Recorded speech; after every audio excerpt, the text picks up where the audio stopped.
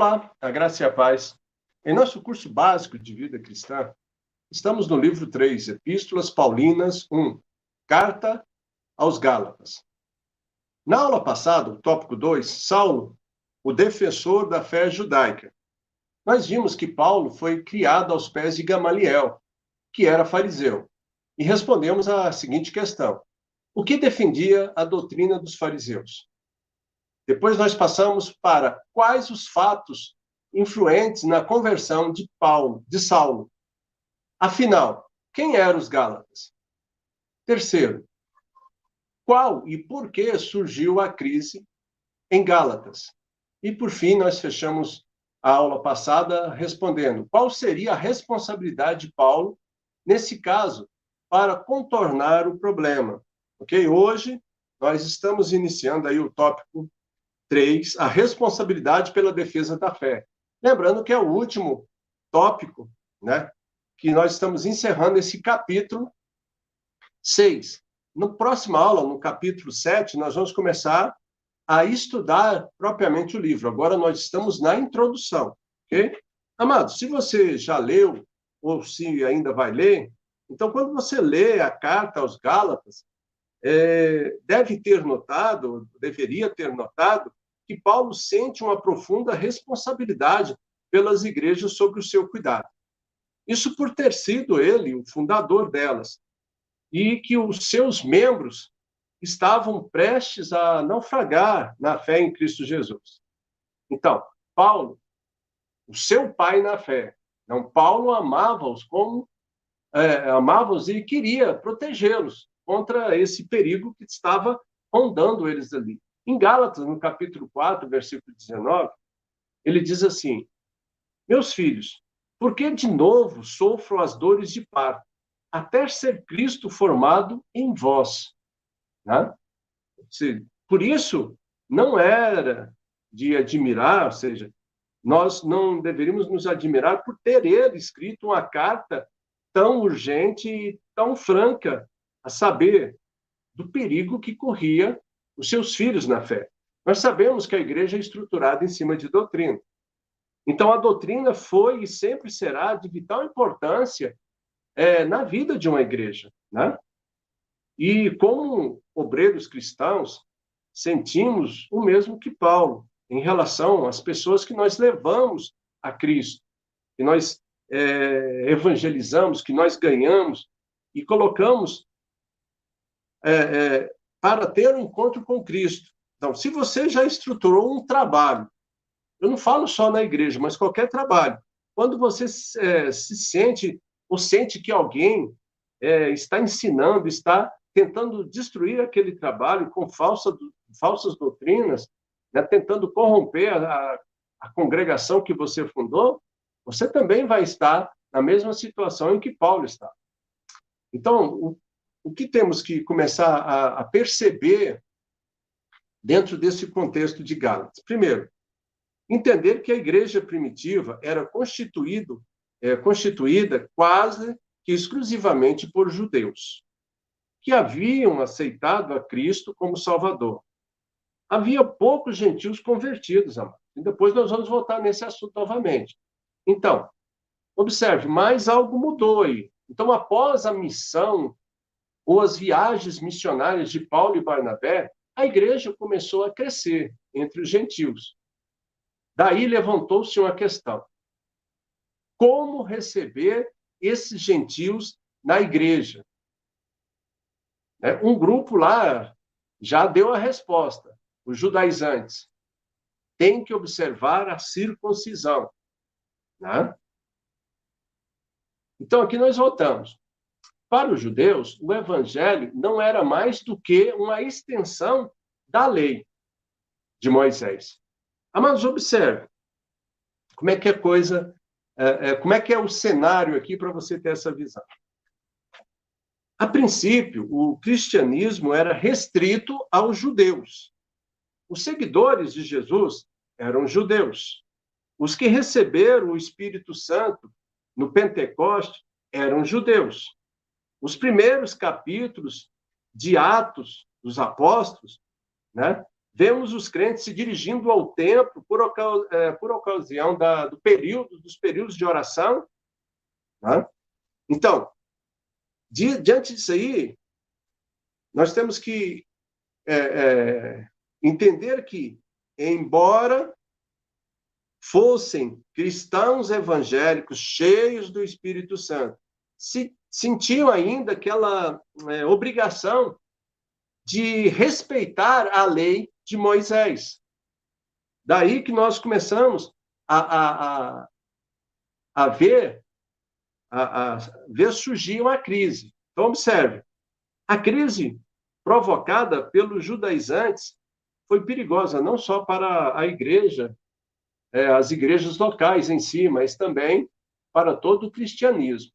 Né? Ou seja, onde quer que Paulo pregasse o evangelho da salvação pela fé em Jesus Cristo, sem a obra da lei, os judaizantes seguiam-no e tentavam fazer com que os gentios convertidos se circuncidassem, como se eles fossem prosélitos. E nós havíamos falado dos prosélitos na aula passada. Depois, se você retorna lá e você vai se inteirar melhor desse termo. Né? Então, observe. Lá em Atos, no capítulo 11, no versículo 26, ou seja, foi na conversão dos gentios de Antioquia que completou a transição do judaísmo para o cristianismo. Né? E lá foi onde foi chamado pela primeira vez de cristãos, aqueles que eles chamavam de a seita do caminho. Né? E aí fazendo uma distinção do judaísmo o cristianismo. Né?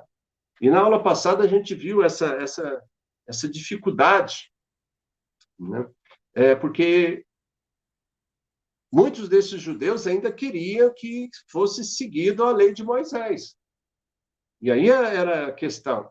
Então, veja o perigo que representa a doutrina corrompida na vida de uma igreja, amados.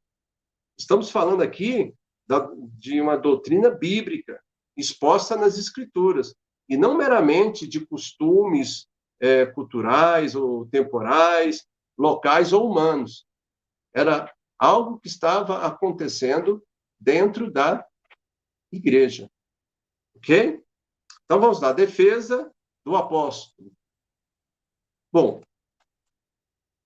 provavelmente você já leu acerca da importância da literatura em todos os seus sentidos.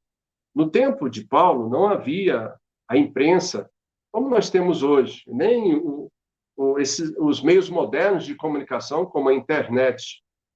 Contudo, Paulo, compreendendo a importância de perpetuar de forma escrita os seus inspirados ensinamentos bíblicos, não só ele, né, mas outros que assim também procederam, sobre esse aspecto, as epístolas das recém-formadas igrejas cristãs tinham uma finalidade.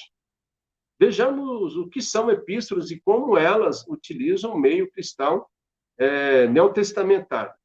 Então, uma epístola era uma carta, geralmente longa, contendo ali ensinamentos ou instruções especiais. A palavra epístola vem do grego, epistole, que significa carta. E fala aqui, é bom nós lembrarmos aqui que o Novo Testamento foi escrito em grego. Tá? E Paulo usa a palavra epístola lá em 1 Coríntios, no capítulo 5, versículo 9. Né? Ele diz assim, já em carta vos escrevi. Né? Eu vou acrescentar aqui, já em epístola vos escrevi, que não vos associeis com os ímpios. Tá? Então, se eu sei que epístola é carta, então se aqui está, na minha tradução em português está falando carta, eu posso entender que era uma epístola, ok? Então, veja bem, o Novo Testamento todo, nós temos ali 21 epístolas, você encontra ali diversos gênios literários. Umas foram enviadas a certas igrejas em resposta a perguntas que seus membros faziam aos apóstolos, mas no caso de Gálatas, ela foi escrita não para um indivíduo ou para uma só igreja, mas para um grupo de igrejas que estava ali enfrentando o mesmo problema. A mensagem dessas epístolas veio da parte de Deus, amados. Deus inspirou os seus autores, né? Então, aqui, no final, eu estou fechando das 21 epístolas, tá? Então, observe, foi a mensagem de Deus para certas pessoas da igreja daquela época? Foi. Mas há quase 2.000 anos, amados, ainda continua sendo uma mensagem de Deus para todos os cristãos, de todas as igrejas ao longo dos séculos. Ok? Defesa de Paulo. Então, veja bem, os judaizantes desafiavam não só o ensinamento de Paulo, mas eles tentavam convencer os gálatas cristãos de que Paulo era um falso apóstolo e que pregava um falso evangelho.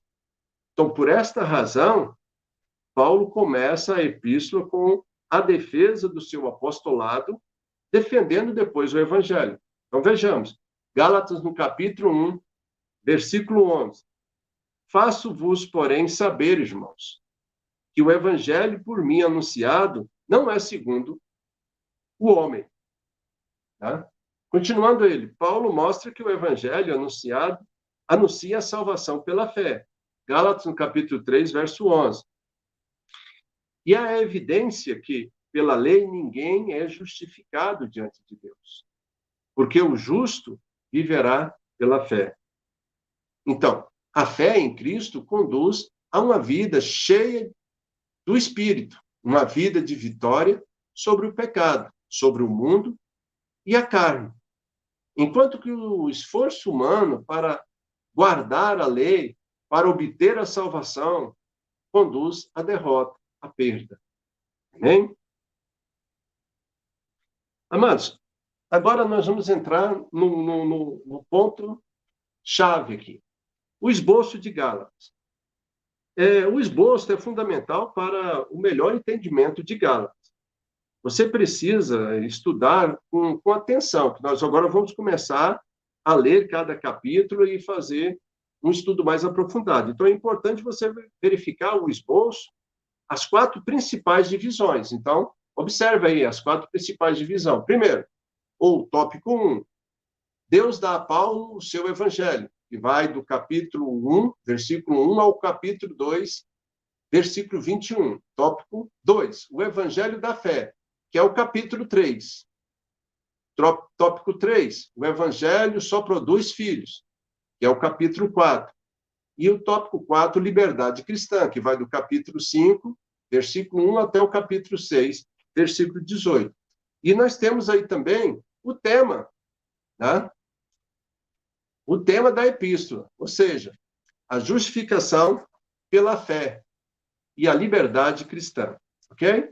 Então, vamos começar aqui vendo os subtópicos, né? Que cada tópico deles existe subtópico. Então, veja lá. No tópico 1, nós temos subtópico. Primeiro, o apostolado e o evangelho de Paulo. Depois, a conversão e a comissão divinas de Paulo. E aí nós temos aí na frente capítulo 1, versículo do 13 ao 24, o primeiro vai do versículo 1 ao 12, né? O terceiro, a consulta dos dirigentes da igreja, capítulo 2, versículo 1 ao 10. Depois, a representação, ou melhor, a repreensão a Pedro por causa do evangelho, capítulo 2, versículo 11 ao 14. O quinto subtópico, a justificação pela fé, sem as obras da lei, capítulo 2, versículo 15 ao 18. E fechando essa parte aí, o sexto, a lei não tem poder sobre quem morre, capítulo 2, versículo 19 ao 21. Bom, então, no tópico 2, esse aí é a primeira parte, nós já fechamos. No tópico 2, o evangelho da fé. né? Que é o capítulo 3 inteirinho. Nós temos aí também 5 subtópicos. Ou seja, primeiro, o evangelho da fé recebido pelos Gálatas. Capítulo 3, do versículo 1 ao 5. Segundo, o evangelho da fé desde Abraão.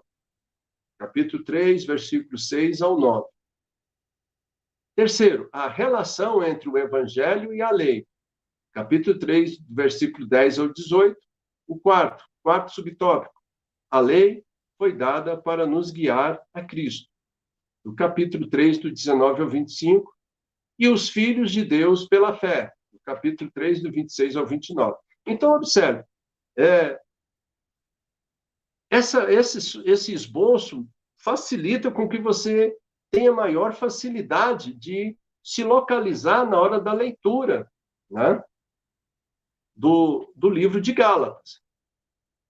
Então, quando nós formos começar agora o capítulo 9, nós vamos começar pelo primeiro tópico e vamos entrando em cada um daqueles subtópicos, até nós passarmos todo o capítulo 7. O capítulo 8 será o segundo tópico, e assim sucessivamente, amém? Então, vamos lá. O terceiro tópico. O evangelho só produz filhos. É o capítulo 4, ok? E nós temos aí, novamente, 4 subtópicos. Primeiro, da escravidão à filiação. Capítulo 4, versículo 1 ao 5. Segundo, a religião cerimonial e a experiência espiritual. Né? Do capítulo 4, versículo 6 ao 11. Terceiro subtópico, a tragédia do regresso à servidão. Do capítulo 4, do versículo 12 ao 20. Quarto subtópico, servidão à liberdade. Capítulo 4, versículo 21 ao 31. E o último tópico, a liberdade cristã, que pega o capítulo 5 e o capítulo 6. Ok? Então, primeiro subtema, temos liberdade em Cristo. Capítulo 5, do versículo 1 ao 12. Segundo, não devemos abusar da nossa liberdade cristã. Capítulo 5, do versículo 13 ao 21. Terceiro, o triunfo da vida no Espírito.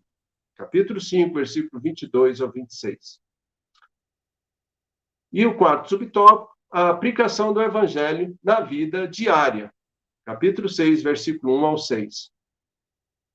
E o quinto, a nova vida em Cristo. Capítulo 6, do versículo 11 ao 18.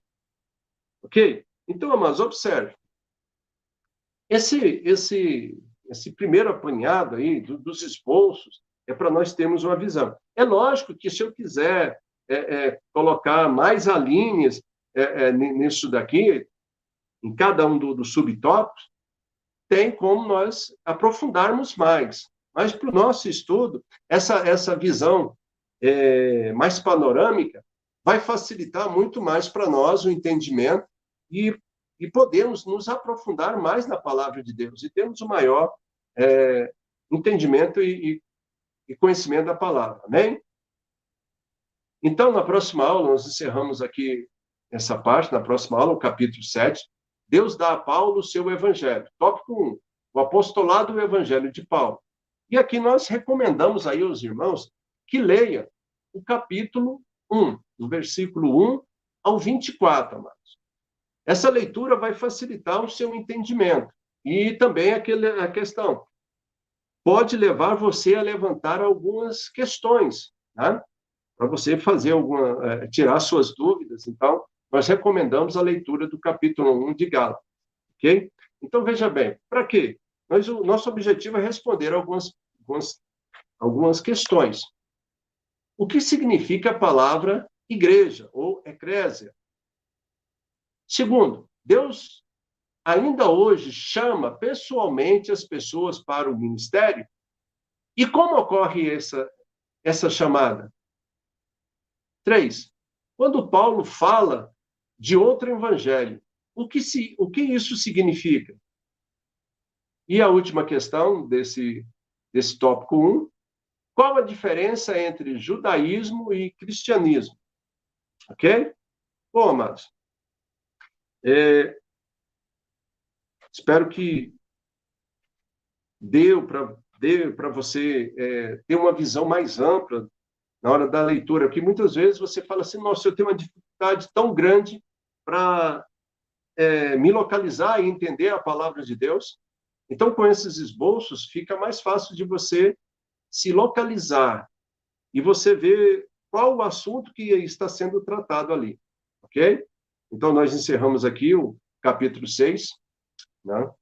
E gostaríamos de contar aí com o apoio dos irmãos que estão nos assistindo, que está participando dessas aulas, né? Que está crescendo em conhecimento e graça, que esteja divulgando o canal, né? O nosso objetivo aqui é evangelizar, nós possamos atingir um número cada vez maior. E para nós atingirmos um número cada vez maior, nós contamos com o seu apoio. Se você está gostando, deixa ali o seu like, né? Se você tem dúvida ou quer fazer uma sugestão, tem uns comentários, deixa ali o seu comentário ou a sua sugestão. Não esquece de divulgar o canal para os seus amigos, né? Para aquela pessoa que você sabe que precisa se aprofundar na palavra, né? E que está com dificuldade para isso. Então, através do nosso estudos, das nossas orações, nós esperamos que a palavra de Deus toque no coração de muitas pessoas e, através da palavra, elas possam ser convertidas e conhecer melhor a Deus. Nós sabemos que a fé vem por ouvir e ouvir a palavra de Deus, né? Para que o Espírito Santo possa tocar em cada um dos corações das pessoas que participam conosco. Nós agradecemos aí a todos e tenham uma ótima semana e até a próxima terça-feira, em nome de Jesus.